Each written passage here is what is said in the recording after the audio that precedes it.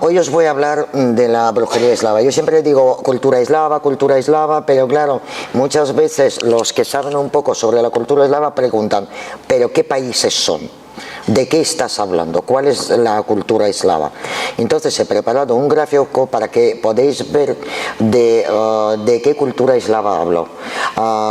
Los tribus eslavos en su tiempo se dividieron en varios grupos y se dividieron por países. Cuando hablo yo de los eslavos, siempre hablo de los eslavos del este. ¿Por qué? Porque mis raíces son estos, o sea, bielorrusos, rusos y ucranianos. Yo nací en la Unión Soviética, pero realmente viví en Ucrania.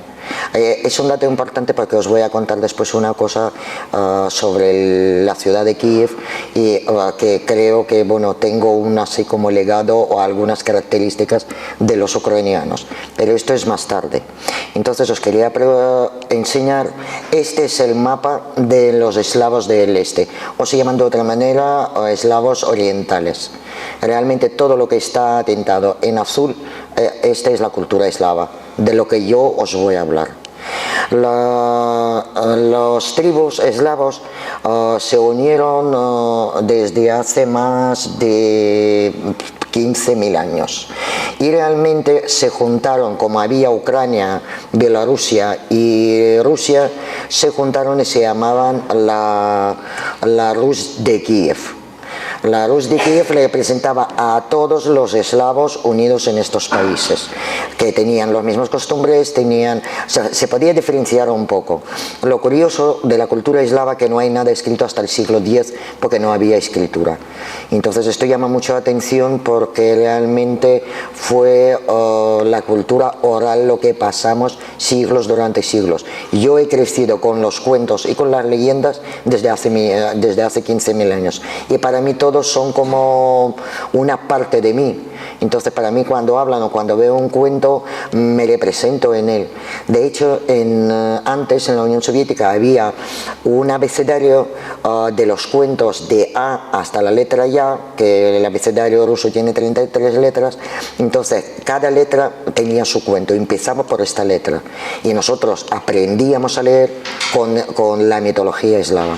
Entonces está arraigada, pues yo diría casi en nuestra sangre. De hecho seguimos las costumbres eslavas. Los chicos que están aquí, que están en mi casa, han estado en mi casa, saben que si vamos de viaje, antes de salir tenemos que sentar, o sí o sí. Yo no sé si funciona, pero tenemos que sentar, si no mi madre no nos deja salir de casa. Y esta costumbre, Taras Bulba, que podéis conocer por la obra de Nikolai Gogol, un escritor ucraniano, pues se cumplía ya esta costumbre. Entonces todos seguimos cumpliendo o seguimos viviendo la mitología eslava al orden del día actualmente. Pero ¿de dónde realmente viene digamos, la Biblia eslava? Viene de Vedas. Vedas es el libro de Veles. Veles es un dios, es uno de mis dioses preferidos porque es el dios de magia, de la noche, de la inteligencia, de sabiduría. Entonces se basa, los eslavos no reconocen la religión, ellos se basan en la fe. No, y estas escrituras realmente lo que describen son la fe que procesan cada eslavo. No existía una religión, tal religión, simplemente seguían las Vedas.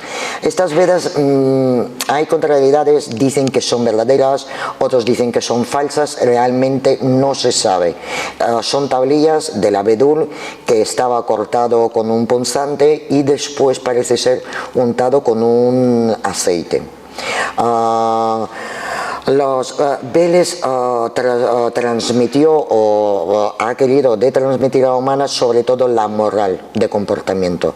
No hay dogmas, no hay obligaciones, simplemente si tú sigues la vida moral adecuadamente, que no seas violento, que no robas, que no matas. No hay que te dice tienes que hacer esto. Simplemente si no cumples con la moral establecida, pues te castigaban los dioses. De hecho, los dioses en la cultura eslava nunca son ni buenos ni malos, son las dos cosas. Te pueden castigar y te pueden beneficiar. Hasta los seres malignos no son malos en todo, porque muchas veces ayudan a los que luchan por sus ideales. Y realmente este libro de Veles, lo que le llaman la Biblia eslava. La Biblia eslava transcribió un periodista ruso que se llama Alexander Igorevich Azov y ha editado un libro sobre estas escrituras. Son 12 tablillas, entonces él lo ha descrito, él ha descifrado las letras y lo ha publicado.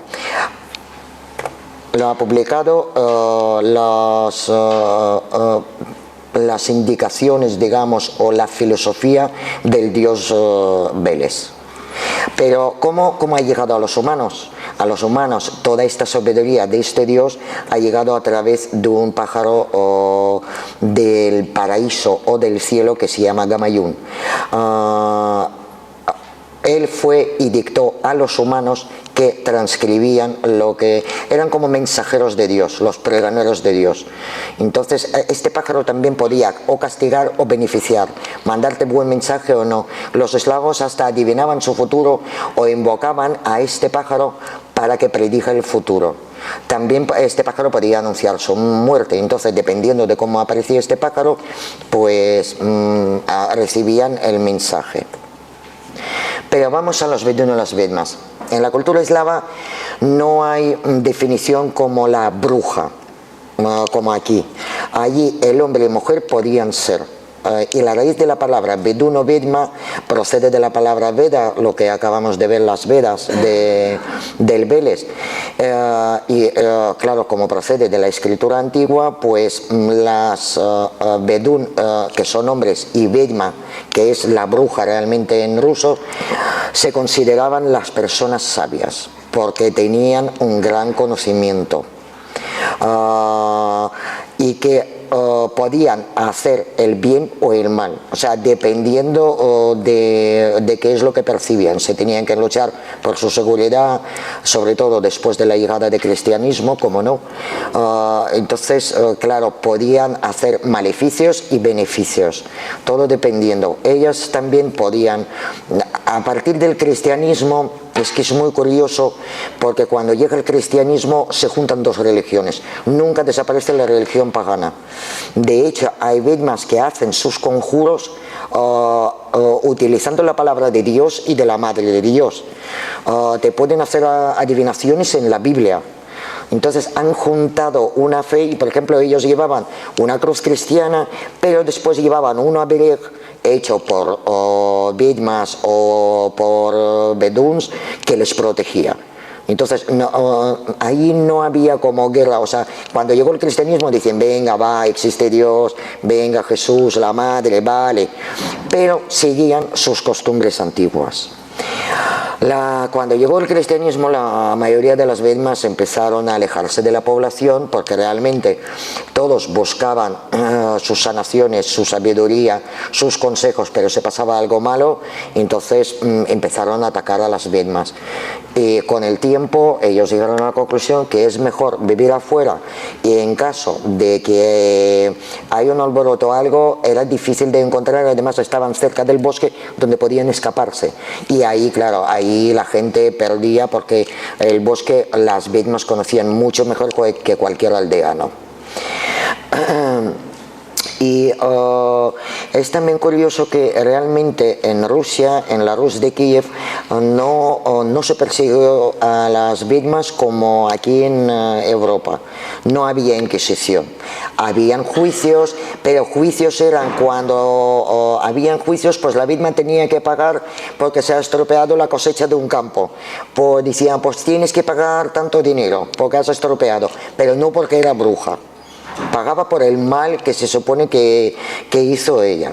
Entonces, habían también algunas veces los propios aldeanos podían matar a la Vedma pensando que es la que ella que ha traído mal. Pero fueron muy pocos casos. Realmente yo he buscado material aunque tampoco me interesan las cosas de Inquisición y los juicios de brujas, porque esto ya yo creo que está muy triado, entonces ni siquiera me he molestado en esto.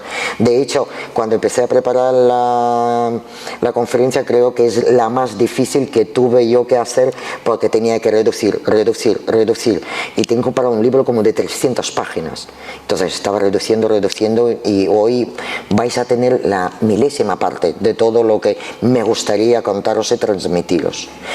Entonces, ¿cuál fue el dios de las Vedmas? No era Satán, no. Era el dios Perún.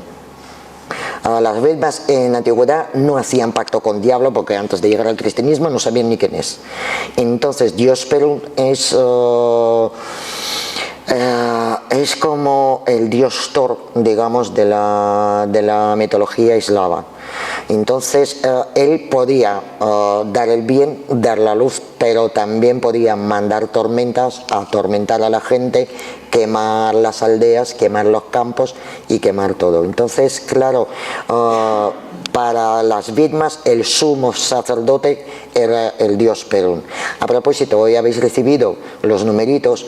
Hoy lo que vamos a sortear un collar del martillo del dios Perún, que es parecido al de Thor, pero lleva la simbología eslava, que es Calabarot, es la presentación masculina, y la estrella del hada, que es la diosa de amor, y es como Ine-Yan, digamos, que te protege, o sea, que te hace estabilizarte cuando le llevas este martillo. Pero vamos a hablar de poderes. ¿Qué poderes tenían los Vedmas y los Vedún? Ahora estoy utilizando los Vedún, pero cuando voy a avanzar voy a dejar hablar de hombres, porque sería otra conferencia solamente hablando de ellos, que eran como hechiceros o los brujos, y voy a centrarme un poco más en las Vedmas. Entonces, claro, ¿qué es lo que podían? Podían crear todo. De hecho, las Vedmas era una representación poética para el pueblo eslavo. No es tanto la maldad o la fealdad, no, eran cuando ellas volaban, erizaban las nubes, o cuando utilizaban su escoba, además tenían mucho más utensilios que las brujas europeas, cuando utilizaban su escoba podían provocar los truenos. Entonces dicen, cuando volaban es la representación de naturaleza. Eslavos, toda su fe se basaba en la naturaleza. Aquí habéis visto en esta diapositiva organizar sabás, que podían organizar sabás. De sabás hablaré más adelante, que aquí para entender sería un aquelarre, y ya veréis la diferencia de los aquelarres de ahí. También llama mucho la atención a ordenar las vacas hasta que sangren. También os contaré por qué, porque yo cuando empecé a investigar digo, pero bueno, pobre vacas, porque hay que ordenar hasta tanto, pero tienen sus razones. De hecho, a raíz que empecé a profundizar en esto, también he visto que hasta en cultura cántabra hay culebras que se pegan a las ubres de las vacas y toman la leche hasta que sangren. Pero claro, en las leyendas cántabras no sabían el porqué. Yo ya sé por qué, porque eran las Vedmas, porque ellos tenían el poder de convertirse en las serpientes, porque realmente en los sabás ellos podían copular con varios seres malignos, y uno de ellos era la enorme serpiente de 3 cabezas, o simplemente una enorme serpiente. Entonces ellos al copularse con ellos, adquirían el poder de convertirse en culebras. Pero no son solamente esto. He puesto que eran teleantrópicos. Los explico teleantrópicos porque me costó mucho. He llamado a Mari Carmen de Vicente, a Ramos Pereira, digo, ¿cómo se llama esta gente? Que se podían convertir en animales. Al final encontré en un diccionario y significa esto. Eran metamorfos. pero metamorfos parece que no se acercaba a la definición clara porque en ruso tiene su palabra para esto. De hecho, en esta conferencia he encontrado que hay muchas palabras que no tienen traducción al español. Entonces os voy a explicar, cuando veo la dificultad de por qué, os voy a explicar un poco qué es lo que quiere transmitir esta palabra. Pero estos no todos poderes que tenían los Vedún y las Vidmas. Sobre todo eran sanadoras, podían curar, también recibían partos, también daban consejos, también predecían, preparaban toda la medicina. Realmente era la persona sabia a quien acudía la gente, hasta que apareció nuestro maravilloso cristianismo. Y ahí, claro, se estropeó un poco todo, aunque después de esto la gente seguía acudiendo a las Vidmas. De hecho, donde yo vivía, de mi vecina era Vidma, le llamaban Vidma. Entonces yo muchas veces iba a tomar el té con ella y entonces ella me contaba no sé qué, y me decía, ven que Merced, te voy a ver el futuro. Y me cogía la Biblia, hacía y abría y me contaba, dijo, venga, vale, muy bien, ya estoy muy contenta, ya está. Pero hacían cosas y de hecho venían la gente de muchas partes para ver a ella porque era famosa. Porque claro, para mí era la vecina. Yo entraba, digo, ¿tienes sal? Sí, tengo sal. O no sé qué. Y dijo, que no me des la sal ni nada hecho, que me des la sal normal. Entonces seguían, en siglo XX, la gente seguía acudiendo a ella y decían que ayudaba. Yo no lo sé. Pero todo esto lo que podían tener. Pero vamos a hablar de por qué podían hacer esto. Pues primero porque tenían el don. En la era de paganismo la clarividencia se entendía como un maravilloso regalo de Dios. Entonces, como podían predecir el futuro o podían sentir el futuro, claro, adquirían un lenguaje misterioso que solo ellas sabían entender, de signos de naturaleza, de signos de plantas. Entonces podían después transmitir a la persona qué es lo que ven o qué es lo que pueden sentir, y claro que era como una cosmovisión especial que se transmitía a la gente. Pero aparte de don, deberían tener conocimiento. Y por ejemplo, en Rusia dicen que a las vidmas las plantas les hablan, porque en las hierbas, según la creencia popular, existe un gran poder oculto y solo accesible a las vidmas, que dicen que otra gente pues no llega a este conocimiento. Y las hierbas y las flores pues pueden hablar con ellas, pero solo consiguen esto algunos curanderos o algunas vidmas o vedún, no todos. Por la mañana o por la noche, depende del día, porque no todas las hierbas recogen el mismo día. Ellos sabían el calendario y seguían cada calendario para cuándo ir a recoger una cosa, cuándo ir a recoger otra. Entonces, claro, también decían que sabían dónde está el tesoro, las vidmas. Lo que pasa es que siempre le tenían ocultado. Conjuros es una parte muy interesante. A ver, yo he llamado conjuros. Lo que hacen las vidmas, todos sin excepción, hacen como, es que en ruso hay palabra zagabor. Zagabor es como, por ejemplo, si vosotros venís con una herida, yo os cojo y empiezo a decir, y si tengo que, hacen como mordeduras hacia el aire y te quitan y no sé qué. Entonces, claro, por mucho que he buscado, digo, voy a dejar conjuro, porque oración no es, salmo no es realmente conjuro, pero no gritan como en las películas como estamos acostumbrados y que se abren las ventanas. No, es al revés, todo susurrando, todo. Y conjuro de las vidmas pues podían enviar, expulsar enfermedades, hacen la protección del cuerpo, encienden pasiones, porque claro, todos los enamorados venían, pedían ungüentos, pedían soluciones, pedían de todo. Y también, aparte de todo esto malo, también podían crear, o de bueno, podían crear el mal. Yo aquí no cuento porque es demasiado largo el ritual, pero las vidmas de nacimiento, lo más peligroso que tienen es echarte este conjuro a la tierra que has pisado. Entonces hay muchísimas leyendas de los forzudos o los héroes eslavos.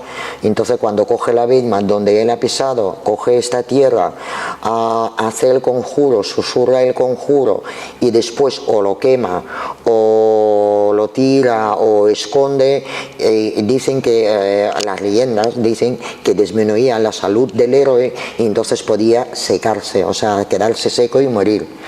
Por esto, y claro, hay un ritual que se podía contar solamente una hora. Este ritual que hacen, además están descritos por los antropólogos rusos recogidos y es muy interesante.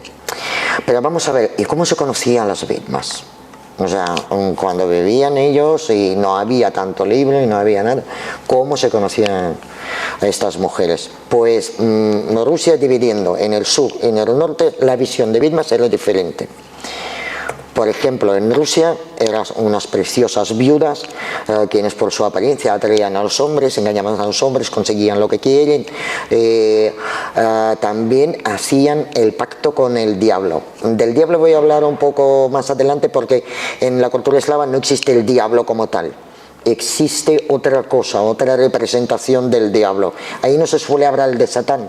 No sé, nunca, o sea, se puede leer algo, pero no hablan del Satán, hablan del demonio. Pero en el norte las vedmas eran así.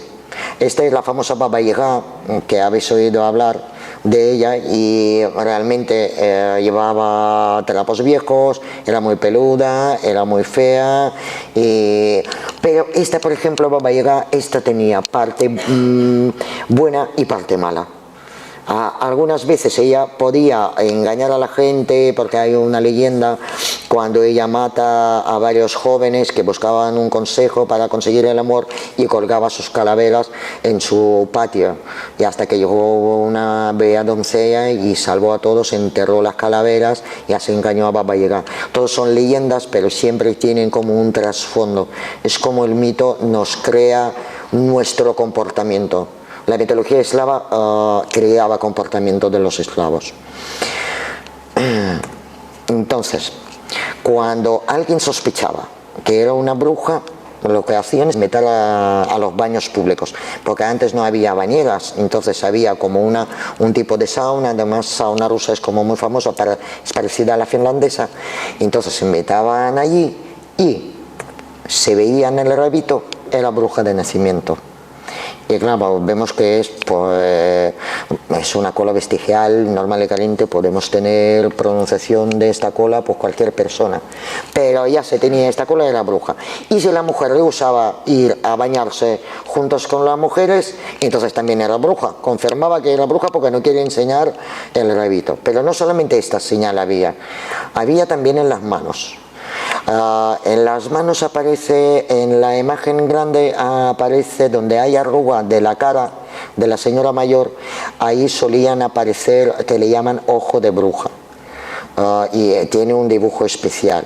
Si es curandera, lo vemos en la imagen derecha de arriba, tenía estas rayas, la palma de mano muy rayada en el meñique, pero la señal clara es que debería tener unas líneas cruzadas, y dependiendo del poder, porque hay muchas fotos en internet sobre esto, entonces hay o varios cruces o una cruz, pero si ya lleva una cruz en la mano derecha es que es bruja.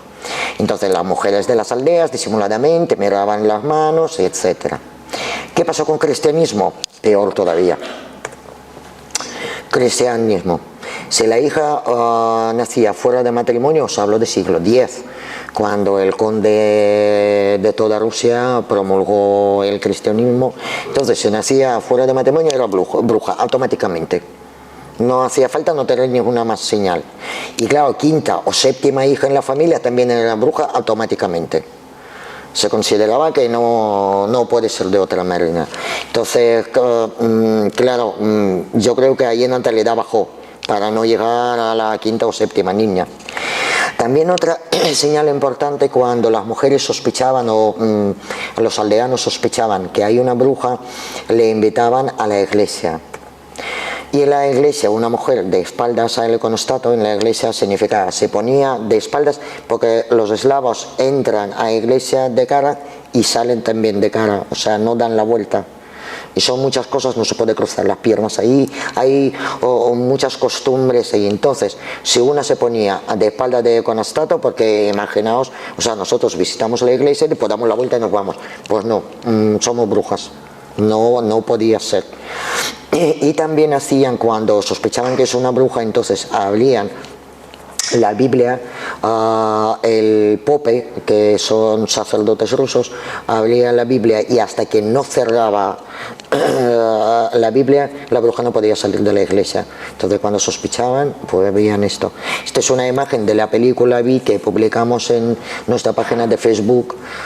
Publiqué no hace mucho, que he puesto los subtítulos y es muy interesante porque ahí se ve mucho cómo funcionaba la brujería y las costumbres eslavas.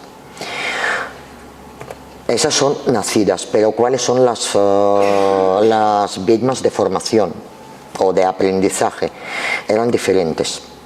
¿Por qué diferentes? Porque claro, ella tenía que realizar ciertos rituales y como adicción al Cristo y por la transferencia de una vidma. Allí la vidma antes de morir tiene que transmitir su sabiduría, si no, no puede morir. Entonces también hay rituales para dejar que vidma muera. Pero aquí llegamos con lo del demonio. El demonio no es Satán y se divide en dos partes, los demonios. De ahí las que con los que hacen brujas el pacto. Entonces uno se llama Chort y otro se llama Bies. Bies se diferencia del Chort prácticamente porque tiene alas y es de rango superior que Chort. Chort es como, en Rusia dice, ay, me ha confundido el Chort. Y es que te ha entrado no sé qué mal y has hecho algo, dice, yo qué sé. Pues las víctimas hacían principalmente trato con los Chort. Con los Chort que le ayudaban, pero además para que después no les molestara, para que los Chort les dejaban tranquilas, ellos, Vedún y Vidmas, inventaron a los Chort rizar el agua con arena, convirtiendo en una cuerda. Y esta cuerda, como no eran muy listos los Chort, pues se sentaban y empezaban a rizar y dejaban a las víctimas que hagan lo que quieran. El Bies no, Bies es más, de hecho hay mucha literatura rusa que habla de los Bies y es algo cuando por ejemplo una persona se convierte en maligna, dice que en ella ha entrado Bies. O sea, cuando hay por ejemplo los asesinos en serie y todo, y dicen que es que lo que ha entrado es el Bies. Pues estas dos criaturas realmente las que ayudaban a las víctimas de aprendizaje para que hagan estas cosas. Y vamos a hablar del vuelo de las víctimas. Primero, no vuelan solamente en un palo, muy raro ver en un palo. Casi siempre vuelan en un almílez. También ponen nube lavadora, voladora, también tienen las botas, utilizan palos, utilizan los animales, principalmente utilizan a los cerdos, a los caballos y a las cabras utilizaban. Y utilizan también los encuentros, como no, porque supongo que todas las brujas, las que conocemos, utilizaban los encuentros. También utilizaban rastrillo, que era como un símbolo, porque cuando iban con el rastrillo, porque ella iba en el armiles con el rastrillo, entonces despejaba las nubes para llegar al Sabás o para llegar donde quería. Siempre salían por chimenea. También es curioso porque en Rusia habían así una especie como de chimenea de piedra donde los esclavos dormían encima. Entonces donde cocinaban, por ahí salían ellas en el miles a volar.